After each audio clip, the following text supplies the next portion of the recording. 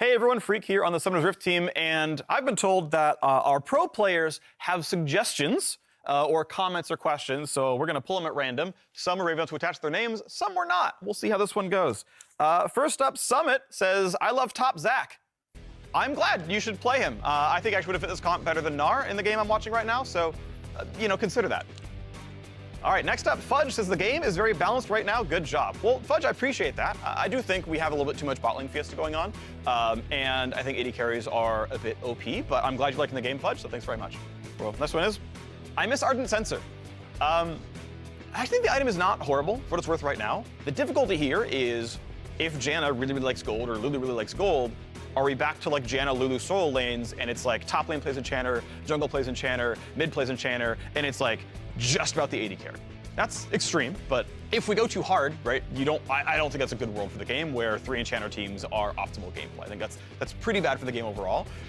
In general, I actually personally believe that supports don't get to buy enough items, and so they like get to finish Mythic, and then a Kindle Gem in the game ends. And I think it'd be cooler if supports got to complete more items. I kind of agree with your point about missing Ardent Sensor because it does feel like you don't always get to be a specialized support buffing like one person really, really well. I think it's actually a cool thing to get to do. Next up, bot lane is too strong, submitted by an AD carry player. This is the first sane AD carry player I have ever heard commentary from. Everyone else says their role is weak and that they can't play their champions. You're the only one to break the curse. Thank you. Thank you for understanding. I have no words. Marksman support should not exist. And from Anonymous, but I think it's okay if they exist as long as they are counterable. I think it is probably okay for marksman supports to exist on a certain degree. Certainly the way that Senna's been designed, her auto attacks are very strong, but they're very slow. She's very fragile early in the game, and her goal is not even just about harassing her opponent, but about acquiring souls and her auto attack being relevant at all points in time. Whereas I think a lot of the current marksman supports are like, well, I run Halo Blades, we fight really hard level 1, 2, 3, and then I have like okay-ish tools, so I don't really need gold. And all my power levels and Umbral and Cling Wards, and that's just my champion. I think that's like less healthy than, for example, the current design of Senna, which I think is actually pretty cool. Alrighty, next up we have Xmithy with Remove Jungle, Tri-Lane Bot. Okay, so I can tell you're not playing League right now because that is the current jungle meta. Now I understand why you're missing all your ults, because you don't practice. Okay, well that's disheartening. Anyway, thanks for your comments, everyone. Hopefully we'll do this again soon. Oh, always love David for being able to fire back at throws as well, but damn. Welcome, ladies and gentlemen. We are back with our last game of the day, Dignitas taking on Golden Guardians. And, I mean, let's address the elephant in the room. Dignitas not looking so hot right now. IgNar is finally back after yesterday. Yep. They still need to find a way to form an identity that'll turn the ship around. Yeah, and weirdly enough, I feel like when you're 0-7, so much of it is about your ability to create positive vibes going into the game. Yeah. They're 0-7 on stage. There's no way they're 0 everything in scrims. So this is clearly a team that has found a way to win in the past. I mean, Jensen literally won the split last time. Santorin makes it to finals nearly every year. Armut's an LEC champion. IgNar has been to Worlds. There's just a lot of experience on this team, but as we've seen, it just hasn't come together whatsoever. So if they can keep a positive mindset, I think that gives them the best chance. Yeah, and I think there is some, I guess, a silver lining that with the recent support changes, some of IgNar's, real wheelhouse champions like the Nautilus are back into favor. It's what they insta-locked for him yesterday, and he was able to create some openings, and I think it can lead to some mid-game proactivity.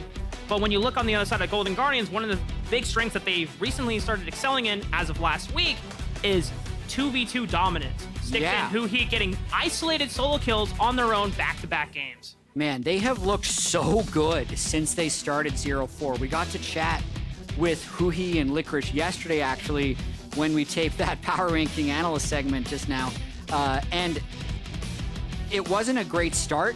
I even got to ask them, hey, do you think it was like kind of a blessing that you faced the top teams early on in the split so that you could then get Gori come together a bit and go on a streak?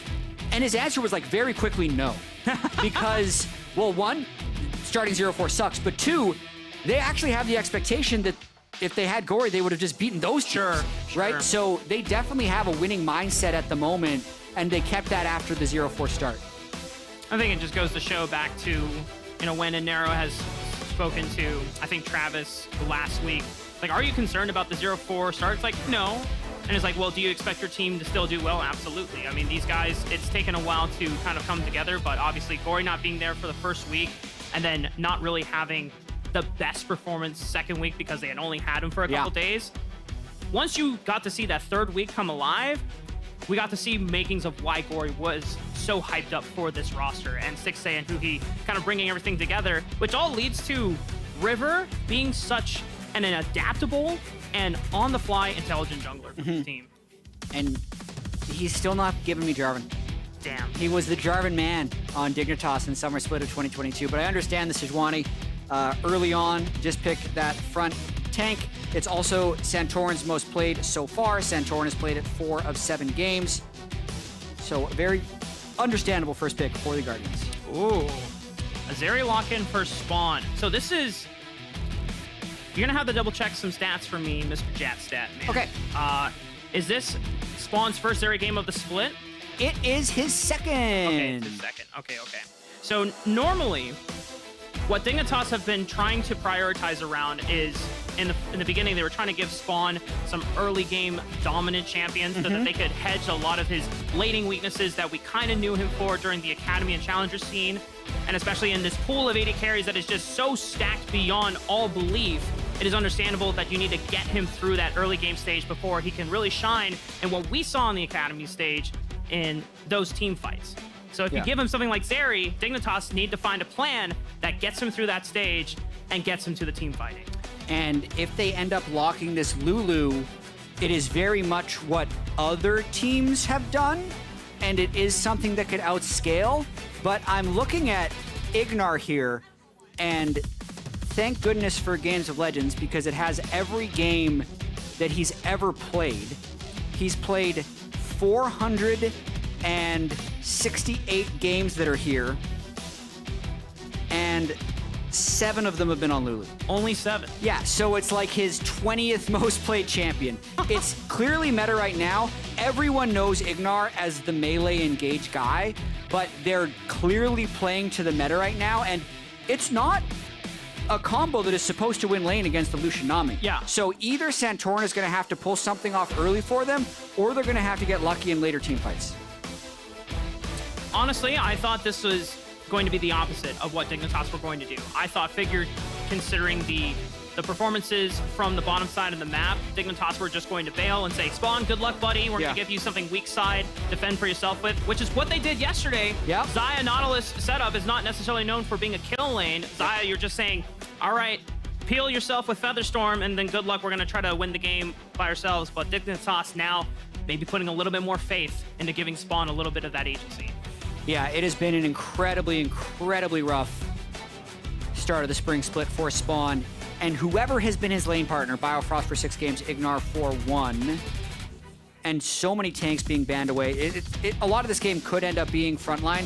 What's interesting, like when you have Lucian Nami, if Armut isn't on something tanky, Lucian Nami can just shred through whoever they want. Like, you really do need someone to block that, like, 2-item power spike, Gale Force, RFC with the Imperial Mandate, because you just, you can basically slow someone from off the screen and then one-shot them with culling. Jax is okay for that. Understand the pick for Dignitas.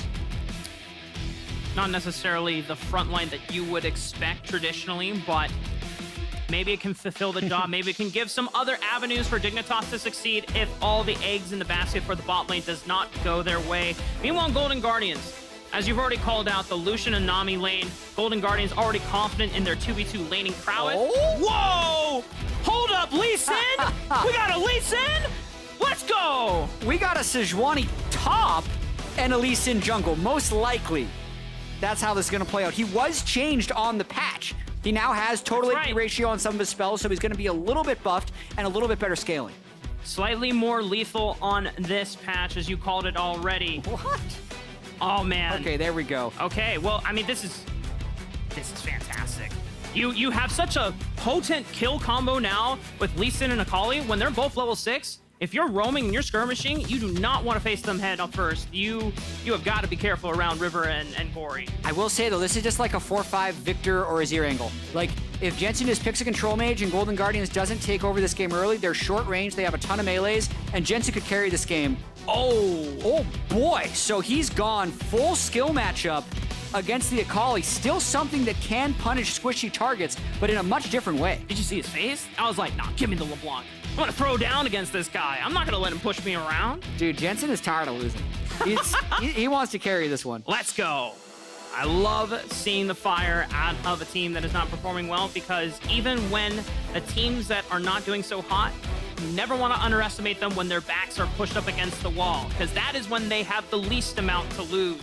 And for Golden Guardians, they are really... You're going to swap this top lane and jungle pick, right? Oh my god, it's the top lane Lee Sin! Wait, it's the top lane Lee Sin! Guys, really? Jatt's not impressed. I'm surprised. I mean, it makes sense with the Sejuani to have double melee soul inners, and top lane Lee Sin is something that was really in like a couple years ago. Have I been asleep under a rock? Did someone else do this? I gotta check this out. Investigate the internet, Jatt. We must go deeper. Dude, I love having a PC while casting. Yeah, so it says he's been played top once and he lost. So it's definitely not super prevalent currently. This match list says, yeah, it was played by Zest in the LCK Challenger League. He went 7-1-12 against IgNar and lost, but still, like... Okay, so clearly not his fault. Yeah. Team diff.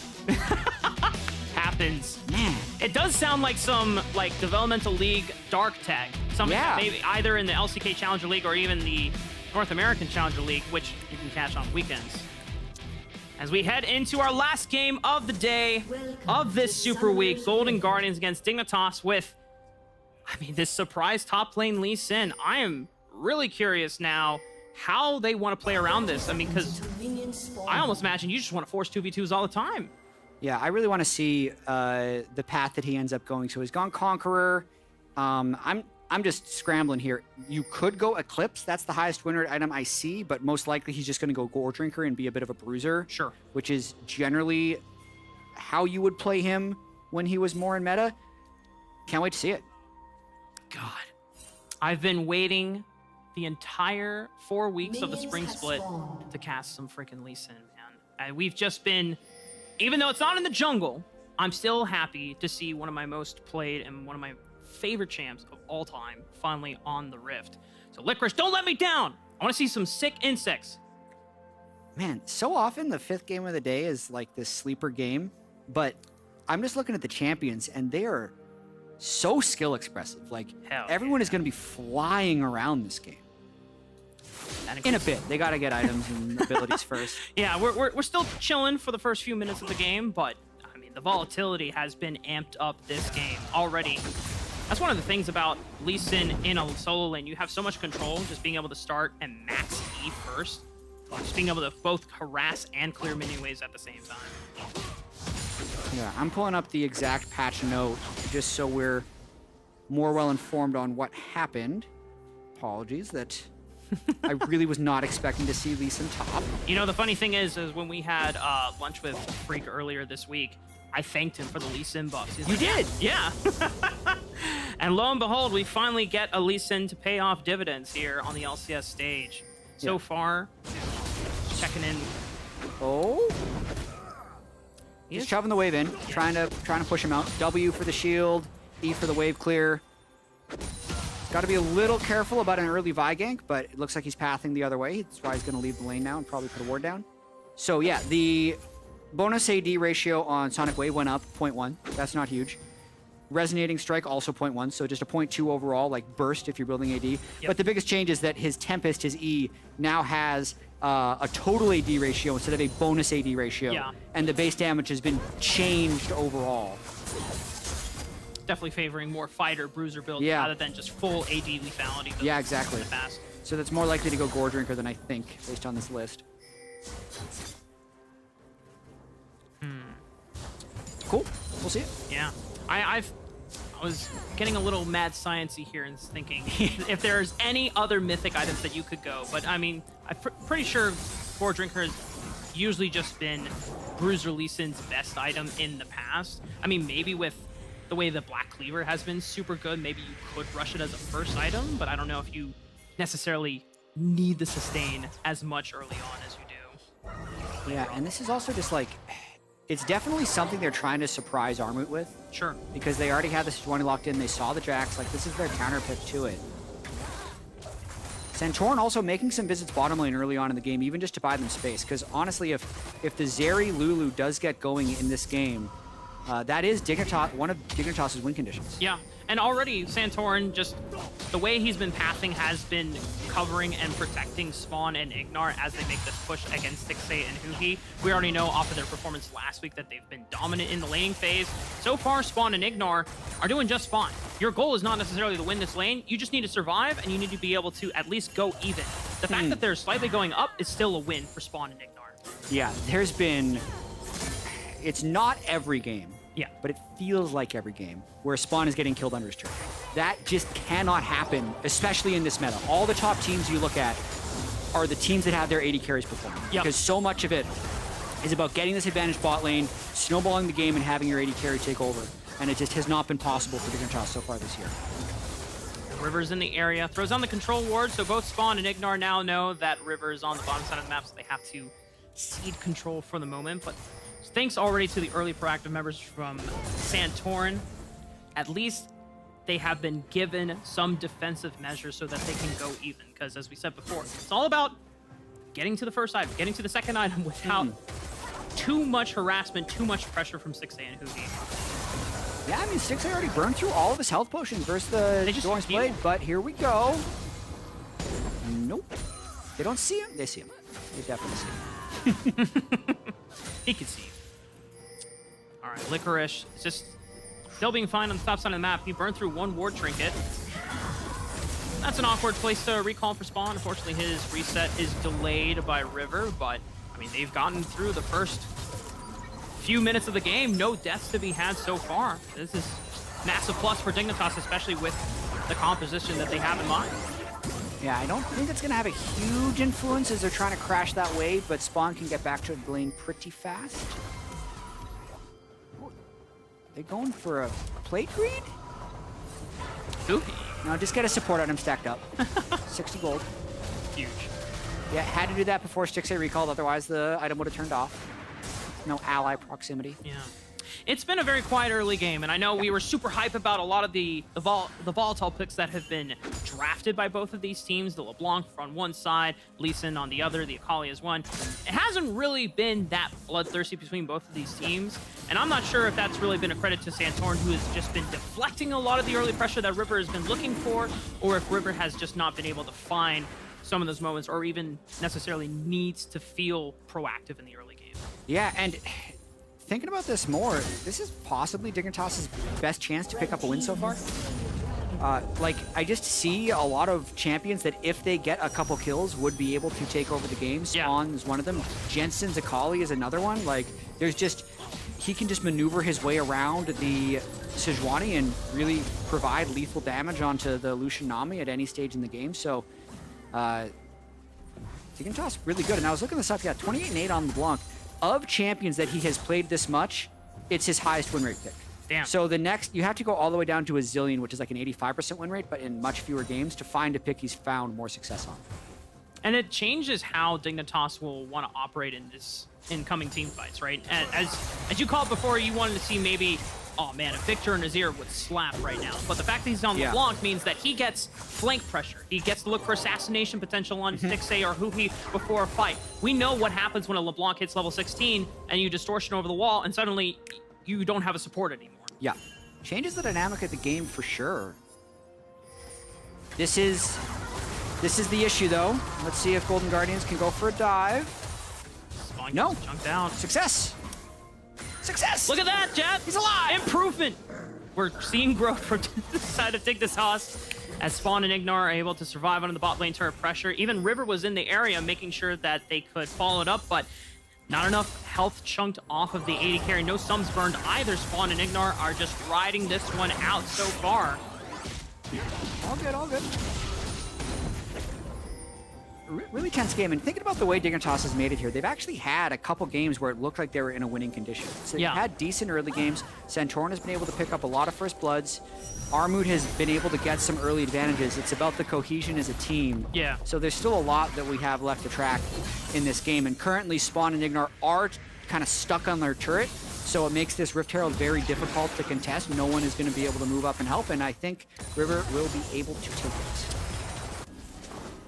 It's not like the best situation, the best turnaround for Dignitas, but I think we can at least say that it is improvement from what this squad wants to see. Yes, they cede control of this Rift Herald, but Santorin has been clearly dedicating a lot more of his time and his resources into protecting his lanes rather than trying to proactively look and fish for every single objective. They got the first dragon, so it's not completely a net negative. So, I mean, so far, we already know Santorin has been great in the early games, and it just comes mid-game where they feel like they don't know what to do, how to be proactive and take that lead over. But with a little bit of extra scaling on their side, I mean, they don't necessarily have to press the gas pedal.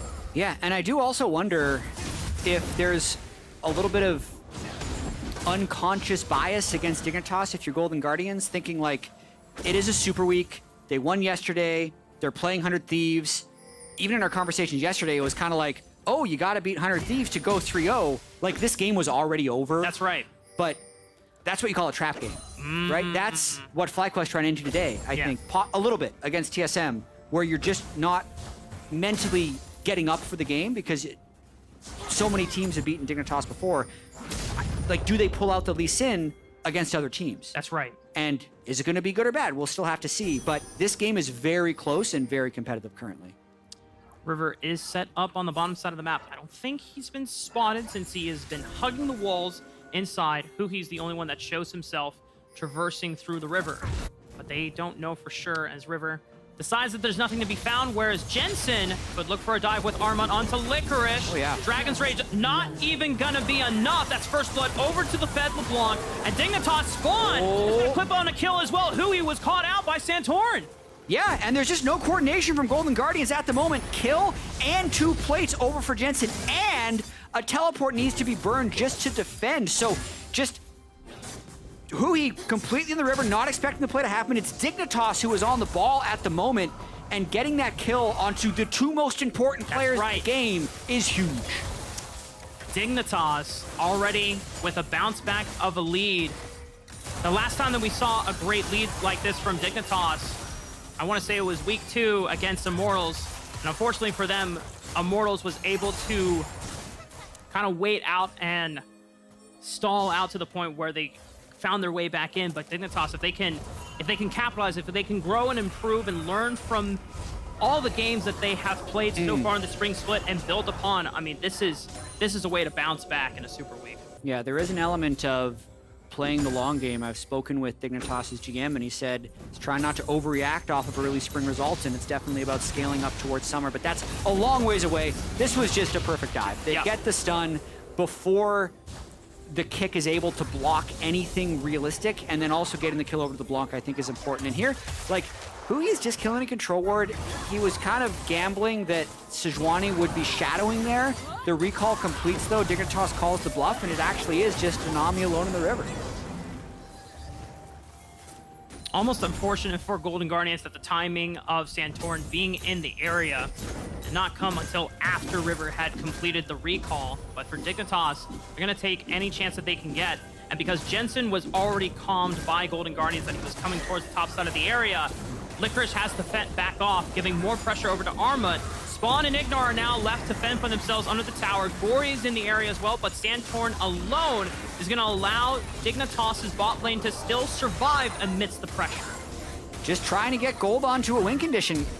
Oh, they're going for Stixxay. They're flashing on to Stixxay. Stixxay still has a flash to work with. I hope this isn't too far forward for Santorin. Wild growth from IgNar keeps him alive. Stixxay calls him backwards, but the pick shield is going to keep him alive for now. Spawn tries to flash away. Pervert stuns him up, and now Stixxay is unleashed. The bubble is what clips him in the end. And just like that, Golden Guardians fire right on back. Disaster for Dignitas in the bottom lane. Santorin just had the trigger pull, gets just yoinked all the way into the Golden Guardians team. And then Spawn also ends up burning both summoner spells trying to follow. I'm not gonna lie, Jatt. I don't know what they saw. Maybe they just were very optimistic about the damage that they were going to be able to provide. But Stixxay still had a flash available. He distanced himself so far away from Spawn and IgNar that they felt like they had to follow up. And that leads to Golden Guardians being able to reap the benefits of what seems more of a given play rather than an earned play. Yeah, I'll have to see it again. It feels like a lack of synergy. The Gale Force was completed for the Lucian here. The Rift Herald crashes. It is just a 3v3, so they can see River killing that ward, and he just goes, but Flash Gale Force pulls him all the way in. They don't have the item advantage. I do not like that engage by Santorin, and it equalizes the gold for Golden Guardians, and Stixxay being able to flash for that kill is very big. Yep.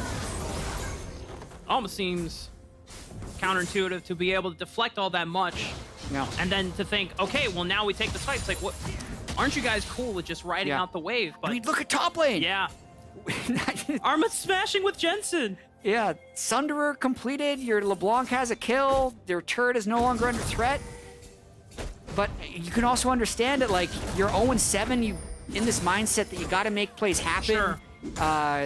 Who knows if he's been able to stay off social media, but I heard Sven talking on the dive like, oh yeah, Santorin, he's not the type of jungler for this team. Like, they need a jungler to go crazy like Boogie does for TSM. He was good if his lanes were winning, et cetera, et cetera. Sure. Sometimes that can put you in a mindset that you have to make something happen, but clearly that was not the time to make something happen. And for Golden Guardians, I mean, for them, they haven't necessarily been the most proactive in the early game so far, but I mean, they'll take any opportunity that they can get, even if it's given. Right now, River, Stixxay, and huhi are set up to counteract against this Rift Herald, but Armut is going to get the first collapse. Yeah. I think Dignitas should be able to secure this, but it's still 6,000 HP. All 5 members from Dig are here. Licorice isn't, and yet Golden Guardians are still wanting to go forward. Spawn gets taken out by Gori. Santorin forced to go over the wall. 1,000 HP on the Rift Herald. Santorin can't even contest it. Golden Guardians. Licorice wasn't even there at the beginning of the fight, and they still won it. They are able to kill Spawn at the start. That is the go button for the rest of the team. They have hit that Gale Force Imperial Mandate power spike, and they're going to be able to get a lot done with that Rift Herald. Crashing it into the mid wave, it's going to break open the map for Golden Guardians. And as we talked about before, the skirmishing potential of Sejuani comboed either with the Lee Sin or with the Akali. Hell, now you have a very fed and online Lucian. 2-0-2 for Stixxay. This jungle no longer belongs to Dignitas. Yeah, and now it's just so important that Armut is able to get out of lane and be that front line. Otherwise, you're going to see Stixxay and huhi able to make very menacing approaches to fights, just popping that Nami E on him and letting him Gale Force to basically apply the slow from the Nami E and then combo the rest of the culling. Let's watch how that happens here. Like, it's just pop, pop. There goes 30% of Jensen's health, and River is just like an assassin right there. Over the wall, as Spawn is trapped in the animation trying to zap over it. And then Gori also had his E on him, so just everything thrown at Spawn right away. And by this point, the fight is over. Santorin's trapped in the pit. 2-0. Yeah, I mean, the confidence from Golden Guardians knowing that Spawn didn't have flash from the prior fight in the bot lane before meant that River said, if I connect on this Glacial Prison, everyone goes in.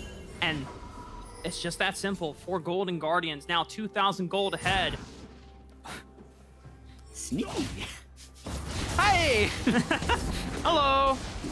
Licorice thankfully can always dash to a minion or, well, actually it doesn't reward anymore, but I want to pivot this conversation now to Dignitas being somewhat slowed in their Zeri scaling department. Jensen still is pretty significantly ahead. Yeah.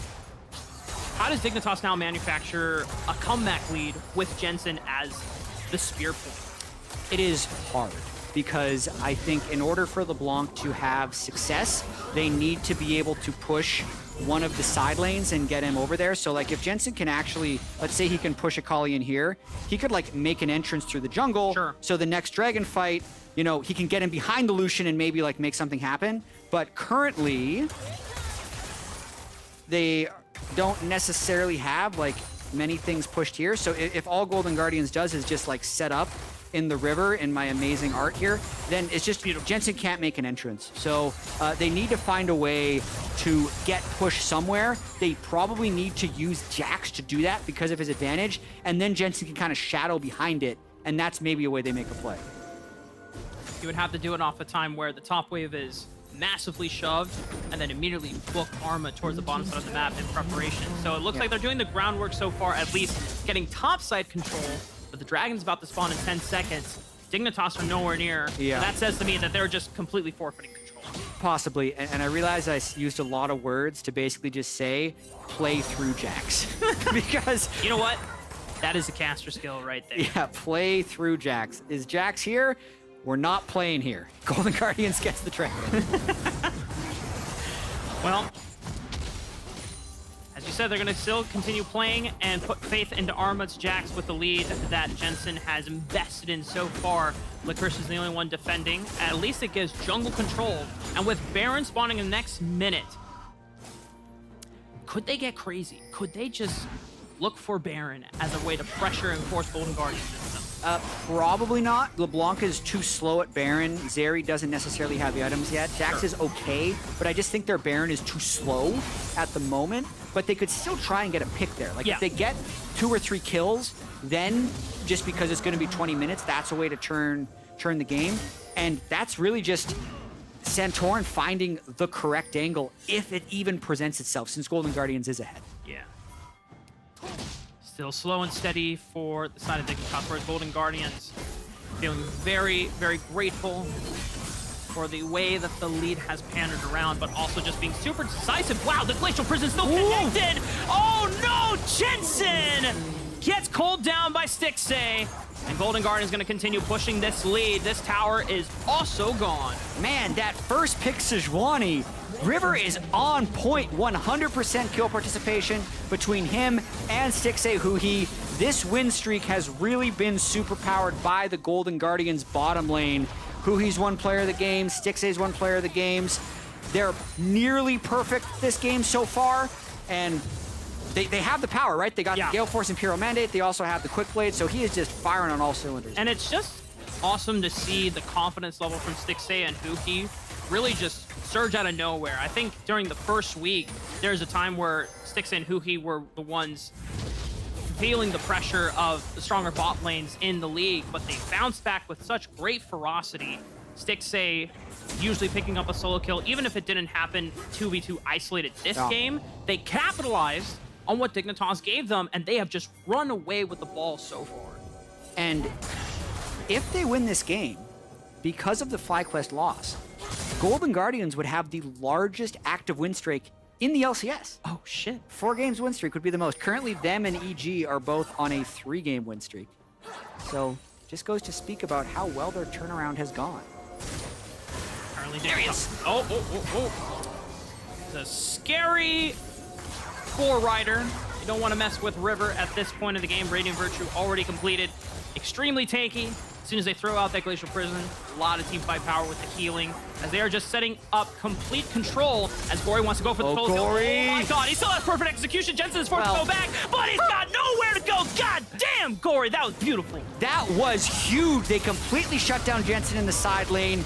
Armut is off on the other side, can't do much. Santorin loses all their health. This is just gold being accumulated by the Guardians, and they're the ones that are now going for Baron. That's right, and for Dignitas, because you already called out Santorin being chunked, I don't think there's any chance for Dignitas to realistically steal this Baron away. Armut is already pushing on the bottom side and just maximizing the lead that they can get through the side lanes, but Golden Guardians are now poised to just take over and complete this game.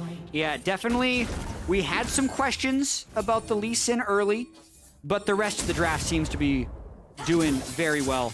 He just starts it with the E, and Jensen, like literally after that E landed, Jensen had no chance. Yep. Gori was able to follow him over the wall. He's got 2 Rs. There's no way Jensen can escape. Dios mío. What a scary, scary Akali from Gori. For Golden Guardians, this team has just been continuing to deliver and deliver and deliver after their bounce back from week 3. I mean, if we had to make conversations now that they have the full team and a seemingly better identity for themselves, might have to hold that. Jensen, no teleport available, Distortion already gone, and yeah, that is a dead LeBlanc. I mean, Golden Guardians, this is a team that when you guys were having a conversation about where this team might realistically end up, I know conversations about potentially being a top 5 team by the end of the split. Man, LCS is really weird at the moment. And like, even this Golden Guardians team, full credit for their turnaround. And it looks like they will be able to take down or at least compete with the top teams, but we just don't know. Like, just to remind people, the first week they had Young in, played well, but is not the intended starter. They lost to EG and C9 as they're going to be breaking this Nexus turret or inhibitor turret very quickly. Cut me off if a fight happens. I'm trying to read. No, you're good. You're good. Week 2, they played FlyQuest and TL. TL was looking better back then. Sure. But we kind of saw that as like, okay, those were some of the top 4 teams. Since then, they've played teams at the bottom half of the standings, and they've rightly beaten them, which puts them squarely in the middle. And unlike other teams, like, they've beaten the teams below them and lost to the teams above them. They're the anti-COG currently. They are the middle point at the moment, but the way that they have been dominating, even if it is Dignitas, I mean, Golden Guardians just look so damn confident, look so damn sure. They did burn quite a bit of resources to take out Armut, but they still do it just in time to make their way over to the Dragon to pick up their 3rd of the game. Yeah, and man, what is Dignitas doing? Like, the last 3 or 4 deaths just look completely scattered. There is not a clear winning position, even if they're playing well, but there is no winning position with the way they're playing. They're just 5 people in 5 different places. They're all behind. Nothing good can happen.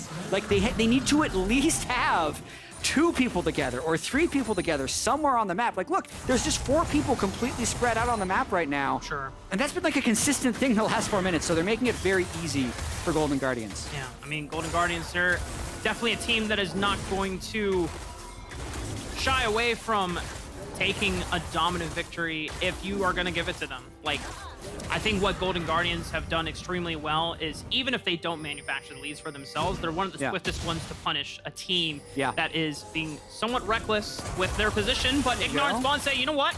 Maybe we can take a 2v1. Maybe we can take out this Akali. But Gori just goes into the Shroud, gets out, no trouble whatsoever. Close. They're almost too tanky. I mean, it's just hard to get an Akali at that point in the game, and now they're collapsing onto Jax. Goodbye, Armut. You will be missed, my friend. Golden Guardians just making their way ever so closely into the base and towards the end.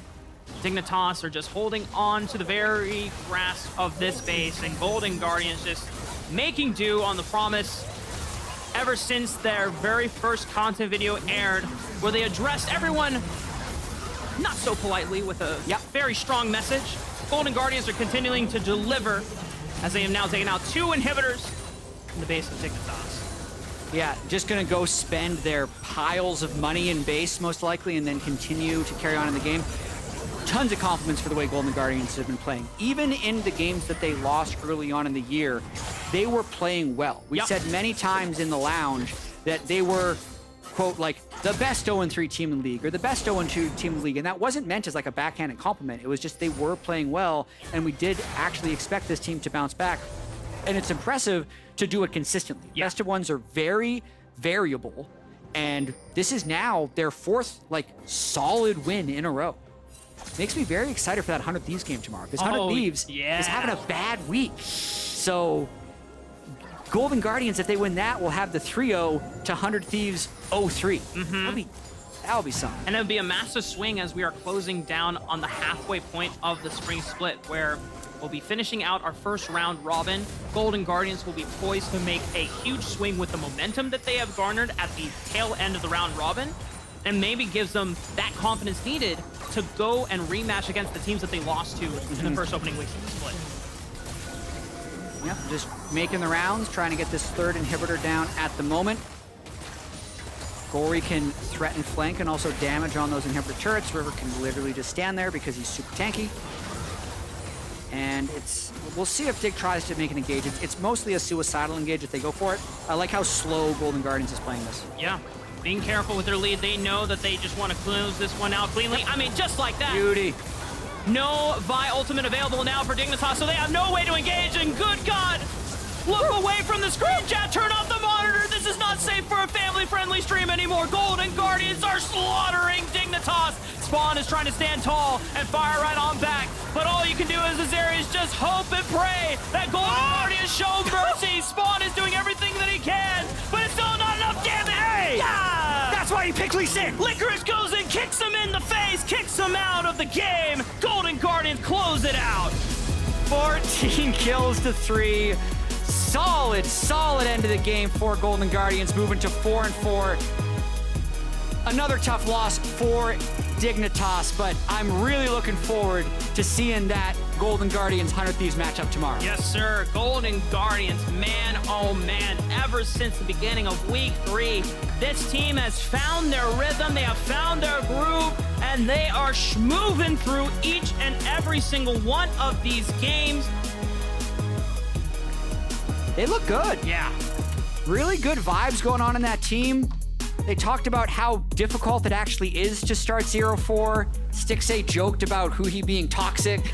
We got to talk about huhi a little bit behind the scenes because he's been on Golden Guardians, went to 100 Thieves for a couple years and now came back, and he said, like, 100 Thieves had just like a very different culture. They're like expected to win, so they're held to higher standards. And he's kind of brought some of that culture back to Golden Guardians, and that's what they're looking to do here. So, like, we can praise them for being 4-4 at the moment, but their aspirations are much higher. Yeah. So 5-4 is like bare minimum for them at this point, and they want to be a dominant playoff team moving forward. That's right. As much as we celebrate this win for Golden Guardians over Dignitas, we know that they're looking past this match. They are looking farther and beyond. They want revenge against the matches that they lost earlier in the Spring Split. And I think that just different attitude that huhi is bringing. Maybe Stixxay, as jokingly referred, like, oh no, huhi's being mean to me. But you know what? It is the winning mindset. It is the winning mentality that you need to get better. And I think it has honestly brought a little bit of a revitalization to Stixxay in his recent career. Yeah, Stixxay looks good. There's so many people that are like, yeah, Stixxay, what are they even doing? Like, maybe he's too old, et cetera, et cetera. His performance speaks for itself right now. A lot of people forget that Stixxay was not even playing LCS last spring in 2022. He was a positional coach for Golden Guardians Academy, but then he stepped in because their main starter couldn't get in through Visa, and he kept playing and playing, and then Golden Guardians like, hey, he's still good. Yeah, you're still playing well. You know what? Why don't you get to the LCS team? Well, it's just one of those nice things where Jatt is able to just, or Stixxay is able to bounce back. Well, Jatt, it's time for you to head back to the lounge to close out the day. It's been fun. Yeah, thank you. Thank you again. Childhood dream being realized by casting with this guy here. But in the meantime, let's hand things back over to Mark, Emily, and Raz to recap the games today. Childhood dream to cast with a mime. The mime Jatt outfit. Has no one else seen this all day? I said it looked like he was going to go on a yacht. Look. Like, he just needed boat shoes. Yeah, I feel like I need a closer look. When he comes in, you let me know. And he may not even have heard this because obviously he had to take his headphones off, so no one break it to him. But I'll be the judge on this. Right, here he comes. There we go. Look, What's all the comments about my outfit? You're wearing a suit. I said you look like a mime. You did say you look like a mime. You look like you're going to prom. Like, what is this? I could be. You could be. Or you're Men in Black. I like how you're just in the shadows. Watching us, judging. I'm just getting everything hooked up. Yeah. God, you came in a perfect time, though. We are going to be breaking down the No, I want to keep talking about my outfit. You want to defend yourself more? A little bit. I'm not talking actually about League of Legends for like You look like 2 Arthur. hours. It was just a joke about since he was... No, I heard he said to cast with a mime. Yeah. I thought this was Waldo. I saw some tweets about that, Yeah, that was pretty close. That's a good Yeah, that's a good one. I said just on a boat, but you need, like, boat shoes. This would be a good boat. Have you seen the show Arthur? The cartoon? Yes. Yeah. Okay, well, there you have it. Oh, there you go. Hamburger! You gotta get the eye mask, too. Oh, yeah. So, honestly, to me, this looked blue. Yeah. On camera, It is blue. it definitely looks black. It is. It's a dark blue. Yeah. It's a dark blue in person. Which on camera. changes things. It makes it That's more where hamburger. the mime hamburglar comes in. Great job. That was a great one, Chatter. Let's go straight through the day 2 games. We thought it was all going to go one direction. There was potential for an upset with this game. That didn't happen. This was Team Liquid versus Evil Geniuses. But it was the beginning of how weird this day was going to get. Because we could have had so many upsets if Team Liquid just closed this one out, but they fumbled it so hard at the end. Yeah, and I know we keep saying like we're really waiting for TL to kind of come online. You could see again the pieces in this game, right? Of like they still want to go in. They're setting up for fights, and that one Goomba stomp. overextension in the top lane as they're pushing in ended up being the game decider. Yeah, I didn't talk to TL after the game, but I saw them walking in the hallway. They looked like they took this loss pretty hard. Yeah. That moves them to 3-5. This was a game against a team that is likely going to be competing for a title, so it would have been a great measuring stick for them. But now it puts them in a really tough spot mentally because it's multiple times now that they just haven't been able to play around advantages and have looked really discoordinated in the game. Yeah, this was, I think, like the backbreaker a little bit. Not like they're doomed for the season, but this was like the do or die game to be like, people really believe in you, or they're going to keep crapping on you for like having all these ex-world champions and stuff like that. And dropping games like this is just hard. Yeah, because the sad thing to hear is like, the good news is that they do look better. Summit's on a comfort pick and he was performing extremely well, but the way you end these games, it sucks because they're just perma-aggressive and the fights aren't working. Speaking of aggressive, Diplex getting this trade with a stacking wave, no TPN Victor, he needs to at least get any bit of help, and he gets punctured under turret. That sucks. Yeah. I mean, I was talking to him earlier, and he just really talked about how nice it is to work with C9, and also he was saying like some of these plays he's calling for, or even going in. I don't know if we're going to see we don't see the other side of this because he's up top lane and he ends up dying, but he's like, yeah, I thought I could get that, but it ended up being fine anyway, because obviously Fudge gets a triple kill down here, and Revenge is not able to join that team fight. Yeah, because of that canceled TP. At least he did that, which helps his team. That actually, I think, saved the fight completely, the fact that he was able to save his team on that one. So yeah, Diplex had an amazing game looking back on it. And then, of course, this was the Jax one. After the triple kill that he was able to get bot lane, suddenly... Fudge factor, baby! Yeah, he's stomping. C9's a little sleeper. They're only one game back of FlyQuest now. That's true. Yeah. That's true. All right, first big upset, though. CLG taking down 100 Thieves. Just when we all began to doubt them, you know, they rip off back-to-back wins, and they take down a top team in it, like, right when the faith begins to wane. They're definitely losing the ball. Everyone starts believing it. They can keep this up. One thing I'll say, obviously, we ended up seeing Dokla back here a little bit, and we're like, you know, you're just feeling yourself on Aurelia at this point, right? Like, you banned out what you wanted to ban, just blind take it. Yep. One thing I have liked, though, is both of these two past drafts have reminded me a lot more of CLG last summer, right? And they seem a lot more comfortable playing that way as well. Yeah. One thing that's obviously not in the clips that we're seeing is the fact that Courage got to cast this game. Oh, he was great. That was amazing. I didn't even know that he had casting history prior, so I got let known that he was able to do a little bit of that in Call of Duty and Fortnite, I think it was. But a complete natural. So that was a really fun game. If you guys missed it, please go back and watch that. That was enjoyable to listen to.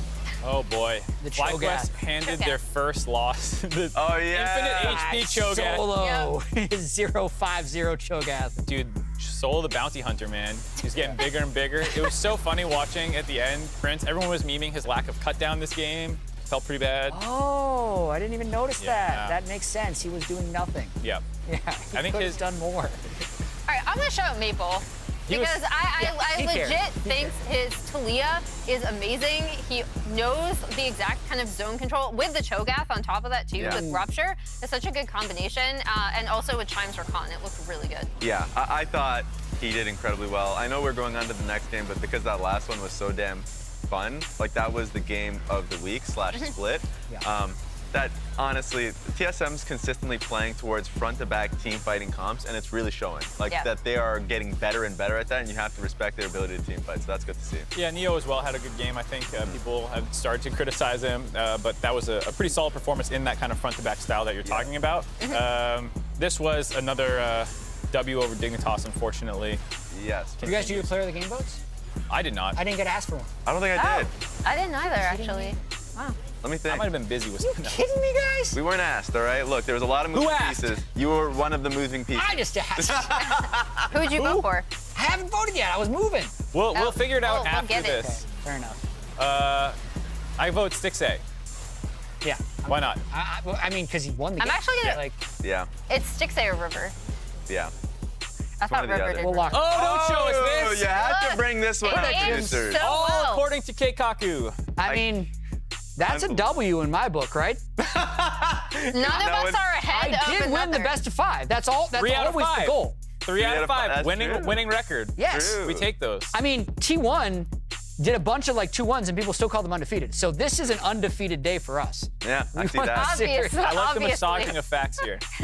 Yeah, that's my specialty. Few points to call out for me is going back to that TSM game. I loved that it was Chime and Boogie that were just always working alongside each other, getting picks on.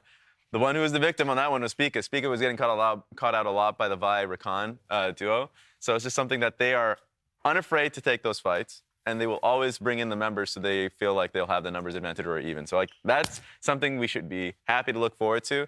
But yeah, why not just bring up the standings and continue to talk about this? I think it's really interesting just because we've been talking so much about the race at the top of the table, but there's an amazing race to make playoffs right now as Yes. we're closing out the first round robin. 4 teams Tied for 4-4. Yeah. And even Team Liquid, just one behind. You have this huge push to try and make playoffs here, and I honestly have no like really good instinct for who's actually going to make it. Like any of those teams can make it, and I wouldn't be shocked. Yeah, this is, I mean, historically off preseason predictions for me. Like TL and Dig, I had as both playoff teams. And now I'm like, yeah, Dig is not making playoffs. And Team Liquid is like fairly doubtful. I think I had them like 3rd, and they're all the way down to 8th. So there's 2 teams that really underperformed, and that just makes space for a lot of excitement in the playoff race. And, this is probably the first time I looked to the side of the last 5 games and the fact that Golden Guardians are 4 for 1. Same with EG, though. Biggest win streak in the league. Exactly. The streak is there. Raz, your 3-0 prediction that you didn't actually predict Yeah. against It could 100 Thieves, happen. they're not looking good. If Golden Guardians lose this game, who's the better analyst? You'll be You- 2-1. you will. You'll have it perfect. Like, see? So we I'll have bring to you wait food and for the see. day. I'll be you'll have your to little make us do assistant something. for a day. Oh, I also saw a comment. This is from Reddit. TSM is totally getting perfect game by Dignitas, aren't they? No, right when we start hyping them up too. Right when you're like, they did it. They beat FlyQuest. They know how to team fight. They'll just pick like, I don't know, 6 Scions and just lose. That's Scaling. great. The fun game here, Cloud9 versus Team Liquid Honda, that one is for sure. Like, Team Liquid Honda, I'm sure, are going to be pretty pissed off about not being able to finish the game last one. And Cloud9, both these teams, pretty damn aggressive. I feel like we're going to see a lot of scraps. So that one is going to be on my radar. I think CLG FlyQuest is super interesting now as well because bled. we came into this week being like, we're doubting CLG a lot. We were even saying like maybe they don't win a game. Like that was kind of the disaster mode for them. Yeah. And then FlyQuest coming off of their first loss, I want to see what kind of team they are, right? Like if they're just going to come in Start and sprinting absolutely it. like stomp hard because they're still super angry. So that match right off the bat is super interesting to me as well. There we go. I mean, there's quite a lot to look into. But I think that's it for us. Yes, That's sir. the show for us, guys. We still have one more day in the week. Super Tomorrow, week! It's Super Week. So stay tuned on Friday. LCS returns to close out our Super Week tomorrow at 2 p.m. Pacific, 3 p.m. Eastern. So that's it for us. Go for it, Emily. Let's see if you got. Oh, no. That's that You was still hit worst the one yet. I hit the TSM Jatt. Yeah, man. Yeah. Let me see. I cast like what? Like 1 TSM game all year and they beat FlyQuest? That's a win. Oh. That's a win. Where's the Get on their TSM payroll, jersey? dude. Wait, what are you doing? Getting pretty low. 4v4. Gori, JJ, and Yan gotta be careful here. Pioche comes Whoa! Beautiful engage from Team Liquid. It's a 2-for-1 trade. Given this fight, Pioche flashes in. What the hell was that? Double kill back over to Evil Geniuses. Pioche just gives them a freebie. Summit's now trying to stand and fight, but Someday's ready to deal with them, just picks them off. It's the Team Liquid conga line.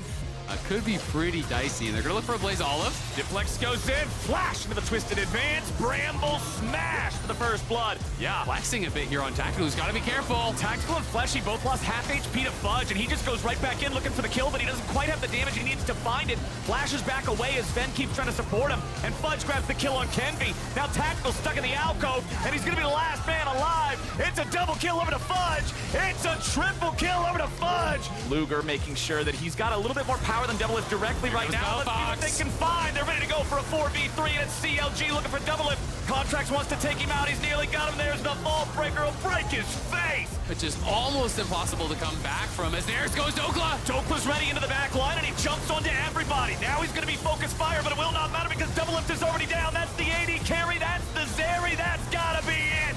35 G gets it done. Yeah, now I am a very high skill gold player. Would you ever want to duo queue with me? In ARAM? Like, Yeah, major shout out to the rest of the CLG players for popping off today.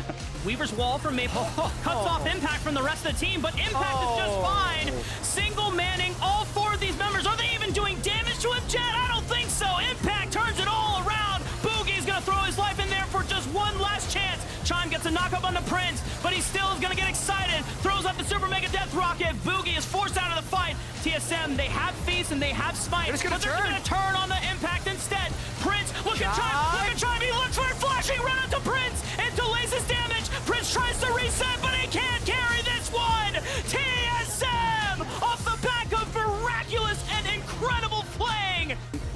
Oh, they're going for Stixxay. They're flashing on the Stixxay. Stixxay still has a flash to work with. I hope this isn't too far forward for Santorin. Wild growth from IgNar keeps him alive. Stixxay calls him backwards, but the Pix shield is going to keep him alive for now. Spawn tries to flash away. Pervert stuns him up, and now Stixxay is unleashed. The bubble is what clips him in the end. No Vi ultimate available now for Dignitas, so they have no way to engage, and good God, look away from the screen, Jatt. Turn off the monitor. This is not safe for a family-friendly stream anymore. Golden Guardians are slaughtering Dignitas.